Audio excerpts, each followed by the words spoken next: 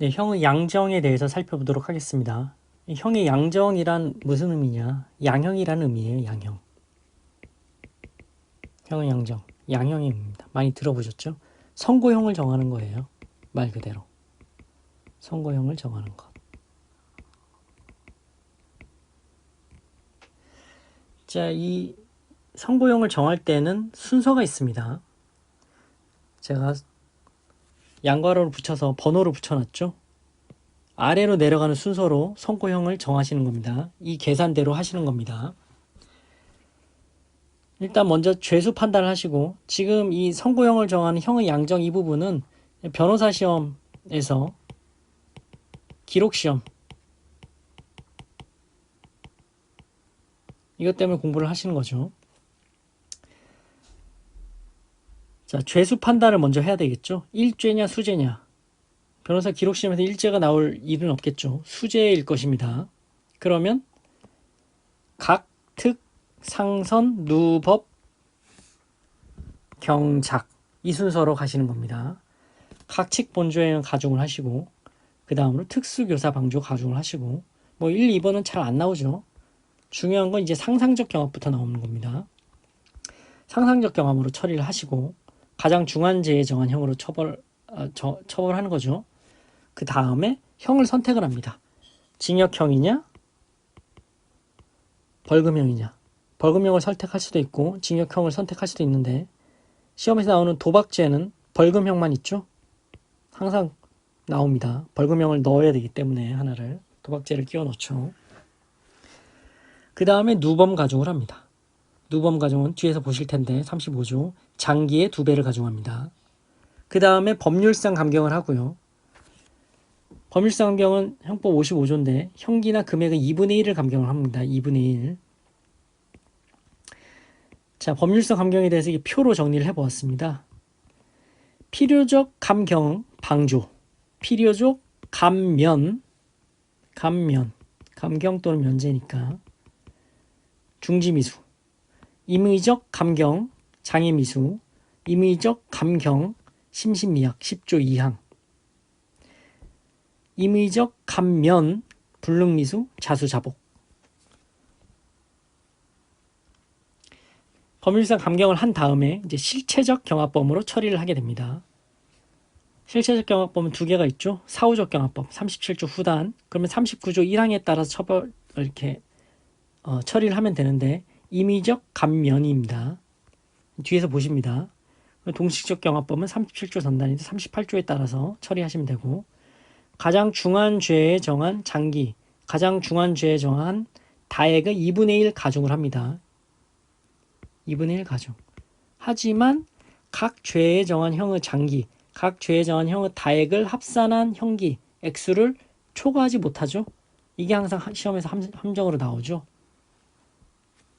2분의 1 가중한 다음에 각 죄에서 정한 형의 장기를 합산을 해봐야 됩니다. 그래서 2분의 1 가중한 것이 그 합산액을 넘느냐, 합산 형기를 넘느냐 넘지 않느냐 판단하실 필요가 있죠.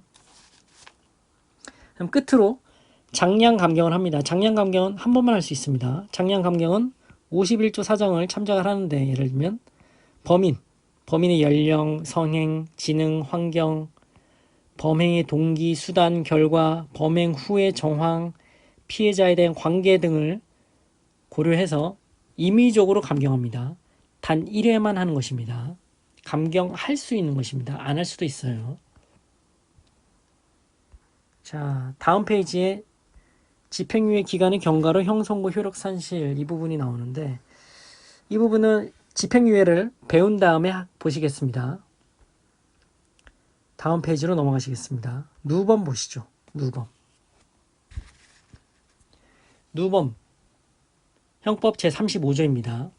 요건 효과가 있는데 35조의 내용입니다. 금고 이상의 형을 받아, 금고 이상의 선고형을 받아 형 집행을 종료하거나 면제받은 후 3년 내에 과실범을 포함해서 금고 이상을 해당하는 죄를 범했다면 장기 2배까지 가중하는데, 그 한도는 50년이죠. 50년을 넘을 수는 없습니다. 장기 2배를 가중하더라도. 즉 금고 이상의 형을 선고받아서 형 집행을 종료하거나 면제한 거예요. 집행을. 끝났어요. 면제받은 후 3년 내. 이때 금고 이상의 해당하는 죄를 범하였다면 이 경우는 누범으로 장기 2배까지 가중한다라는 거죠. 자, 하나씩 보시겠습니다. 선고가 유효하여야 됩니다. 이 금고 이상의 선고가 유효하여야 한다. 유효하여야 한다. 사형, 무기형의 선고가 유기형으로 감형되거나, 그래도 선고는 유효하죠. 이 선고가 없어지는 게 아니죠. 감형되거나, 특별 사면이나 형의 시효 완성으로 집행이 면제되었다. 특별 사면은 집행이 면제되는 거예요. 특별 사면은 집행만 면제하는 거예요. 형의 시효 완성도 집행만 면제 못하는 거예요. 이때는 여전히 선고가 유효하기 때문에 누범 전과가 됩니다. 누범 전과에 금고 이상의 선고형이 됩니다. 하지만 일반 사면이라든지 특별 사면과 다릅니다. 일반 사면이라든지 집행유예 기간이 경과했어요. 집행유예 기간 동안 아무 사고 안 치고 집행유예 기간이 그대로 경과했습니다. 그러면 이때는 선고의 효력이 상실됩니다. 선고가 아예 상실되면 효력이 상실되면 무효가 된다는 거죠. 유효하지 않습니다. 그러면 누범 전과가 되지 않는다. 이때에는. 잘 알아두시고, 재심이 개시되어 재심의 판결을 선고하고 재심이 확정되었다면 종전의 확정 판결은 효력을 상실하죠. 누범 전과가 안 된다라는 거고 당연한 겁니다. 그래서 금고 이상의 형을 받아 형 집행을 종료하거나 면제받은 후 3년 내. 집행을 종료하거나 면제받은 후 3년 내. 따라서 집행유예 기간 중, 가석방 기간 중, 집행정지 중 끝난 게 아니죠. 이때는 해당 안 됩니다.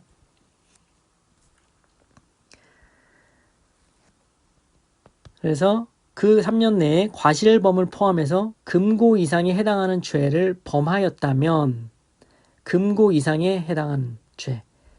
선고형이라서 만약에 벌금형을 선택했다.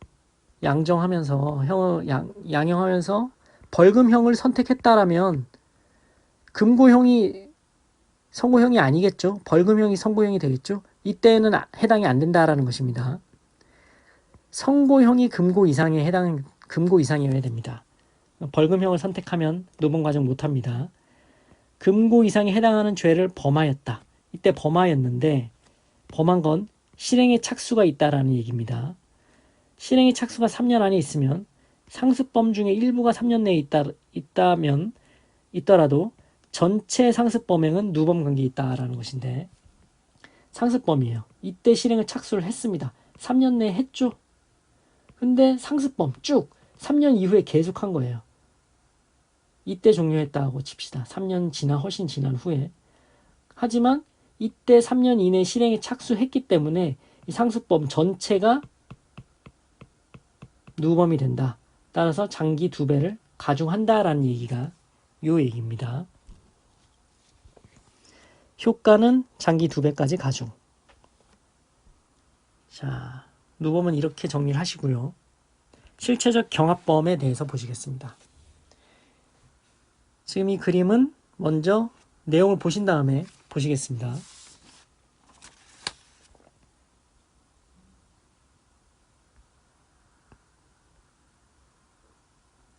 사후적 경합범 37조 후단입니다. 39조 1항에 따라서 처리를 하는 것이고요. 자, 이게 다 37조 후단의 내용입니다. 금고 이상의 형에 금고 이상의 형에 처한 판결이 확정된 죄. 금고 이상의 형에 처한 판결이 확정된 죄, 확정됐습니다. 그 판결 확정 전에 범한 죄, 이 판결 확정 전에 범한죄, 범했어요, 이때. 그리고 이게 1번이고 이게 2번이면 이 두 개를 동시에 판결할 수 있었어요. 37조 후단을 적용할 수 있다는 거죠. 있었어요. 그래서 끝까지 한번 보시면 금고 이상의 형에 처한 판결이 확정된 죄와 그 판결 확정 전에 범한 죄를 동시에 판결할 수 있었다면 형평을 고려해서 형을 줄일 수 있다라는 거예요. 왜 줄일 수 있냐? 동시에 판결할 수 있었다면 왜 줄일 수 있냐? 만약에 1번이 판결이 확정이 됐고 이때 판결 확정 전에 범했는데 만약에 동시에 판결할 수 있었다면 따로따로 판결하는 형을 받는 것보다 형이 더 경할 수 있었다라는 거죠. 따로따로 하면 플러스 되면 더 중할 어떤 불이익을 받을 수도 있었다라는 거죠. 이 동시에 판단받을 이익을 동시 심판의 이익이라고 합니다. 한꺼번에 같이 판단을 받음으로써 조금 경하게 이제 처분을 받을 그런 동시 심판의 이익을 잃어버린 거예요. 얘가 먼저 판결이 확정됨으로써. 그럼 불합리하죠. 얘가 먼저 판결이 확정되었기 때문에 동시에 판결하면 한꺼번에 판결함으로써 형이 조금 경하게 될 수 있었는데 얘가 판결이 확정되고 또 처벌받고 얘가 또 별도로 판결이 확정돼서 처벌받으면 형이 무거워지는 결과가 될 수 있다는 거죠. 불합리하다. 그래서 동시에 판결할 수 있었다면 형평을 고려해서 이거를 임의적 감면할 수 있다라는 게 37조 후단의 취지인 겁니다. 즉 잃어버린 동시 심판의 이익을 보전해주는 어떤 취지라고 하겠죠. 그러니까 반드시 이 1번과 2번은 동시에 판결할 수 있는 경우여야 합니다. 자, 이제 들어가서 구체적으로 보시겠습니다. 금고 이상의 형에 처한 판결이 확정된 죄. 여기서 판결이라는 것은 확정 판결 사실 그 자체를 의미한다. 판결받은 사실, 판결을 받았다는 팩트 그 자체를 의미합니다. 따라서 집행유예, 선고유예, 일반 사면, 집행유예 기간이 경고에서 실효되었다라든지 선고유예가 기간이 경고에서 면소가 간주되었다라든지 일반 사면되어서 형선고 효력이 상실되었다든지 이런 거 묻지 않습니다. 어쨌든 확정 판결은 판결을 받은 사실은 여전히 있는 거잖아요. 그래서 이런 거 불문하고 확정 판결 받았다면 그 자체로 여기에 해당됩니다. 금고 이상의 형에 처한 판결이 확정된 죄에 해당합니다. 그리고 그 판결 확정 전에 범한 죄. 자, 이걸 먼저 보시죠. 상고 기각 결정이 19일이에요. 근데 동기소 대상 행위가 20일에 범해진 거예요.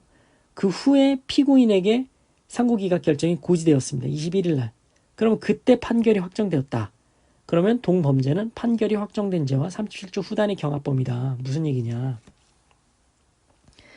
지금까지 이렇게 보셨죠. 판결이 확정되고 그 전에 범해진 죄. 이 두 개는 사후적 경합, 37조 후단의 경합범이다. 근데 이건 판결이 확정된 거예요. 판결이 확정. 판결. 그런데 상고를 했는데 상고 기각 결정이 됐어요. 상고 기각 결정. 대법원에서 상고 기각 결정. 판결이 아니죠. 판결이 확정된 게 아니에요. 결정된 거예요. 결정. 상고 기각 결정이 된 거예요. 이 결정이 확정되는 시기는 고지시입니다. 고지시. 그러면 상고 기각 결정은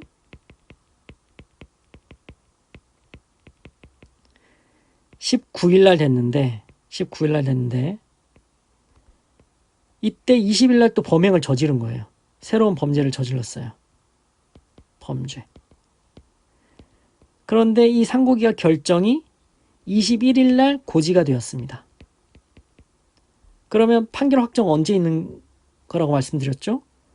결정은 고지시에 확정이 되니까 이때입니다. 이때 확정이 된 거예요. 21일 날. 그러면 이 상고기가 결정된 이 사건과 새로운 범죄 사이는 사후적 경합범이 될까요? 판결 확정 전에 범한 죄가 되죠. 37주 후단에 사후적 경합범이 된다라는 것이 판례입니다. 다시 한번 읽어보시죠.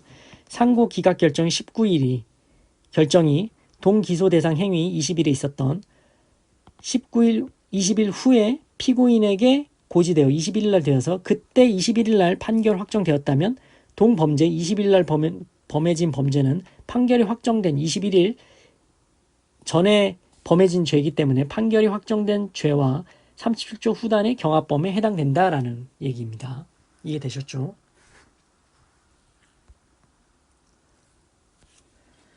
포괄일제 중간에 다른 종류 범죄에 대해서 확정 판결이 생겼다. 포괄일제가 쭉 있어요. 있는데 쭉 포괄일제가 있는데 여기에 2종 다른 범죄가 판결이 확정되었다.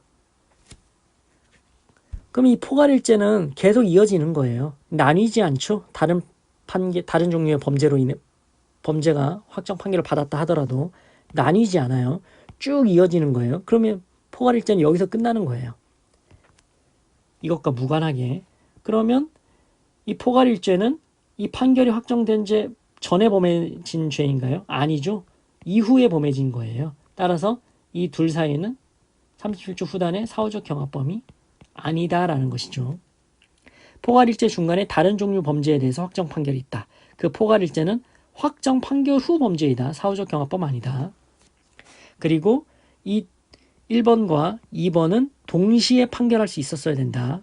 37주 후단은 그 잃어버린 동시 심판의 이익을 보존해주는 취지라고 말씀을 드렸습니다.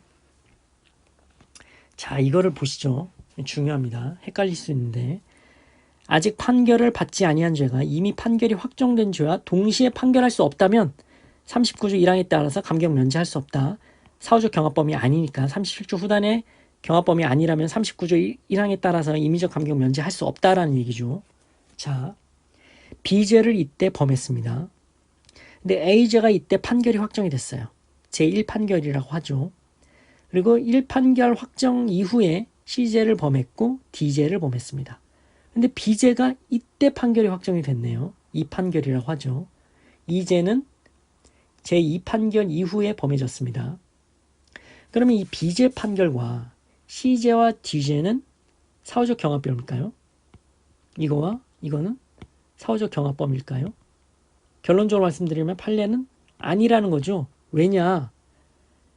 이 1번과 2번이 동시에 판결할 수 있는 것이었어야 돼요. 근데 이 1번과 2번은 여기서 동시에 판결할 수 있는 경우였을까요? 아니죠.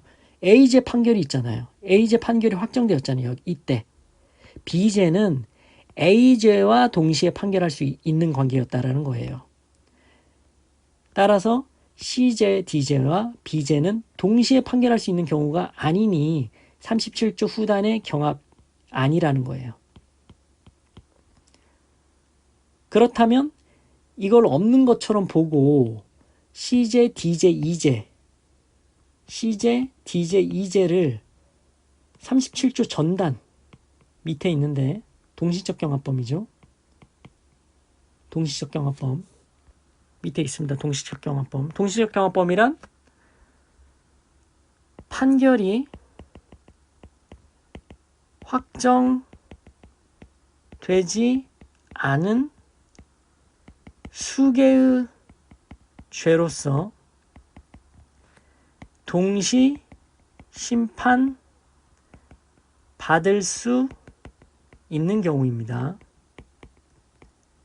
그러니까 A죄를 범했고 B죄를 범했고 C죄를 범했어요. 자, 이제 심판 받아야 돼. 이 경우를 동시적 경합범이라고 말하는 거예요. 그러면 여기에서 다시 올라오셔서 C죄, D죄, E죄를 이 판결 확정이 없는 것처럼 봐서 동시적 경합범으로 처리할 것이냐.